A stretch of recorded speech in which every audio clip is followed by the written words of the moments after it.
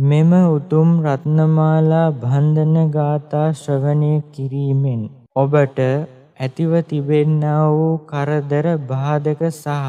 අදෘශ්‍යමාන බලවේග වලින් ඇතිවන්නා වූ කරදර සහ රෝගාබාධ මෙම ගාථාවේ අනුහසින් දුරව යත්වා. එමෙන්ම ඔබ කරන කියන හිතන පතන සියලුම වැඩ කටයුතු සර්ව ප්‍රකාරයෙන් සාර්ථක කර ගැනීම සඳහා මෙම ගාථා ඔබට උපකාරී වේවා. සංසාර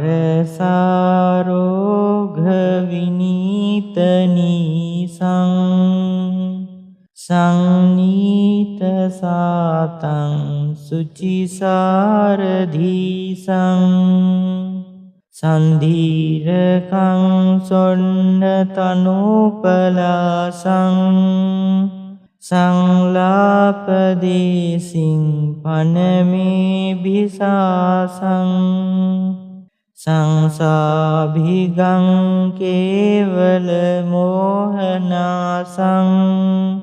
සංනාහකං මාර රණී විශේෂං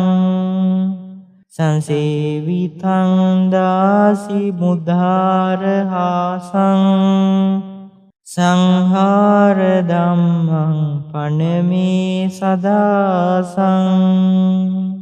සංදාසකං නාසිත පාපනාසං සංනාපධං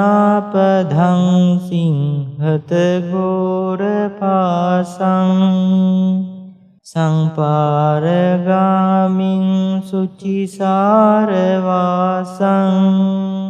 සංවාර සංගං පනමේ රසාසං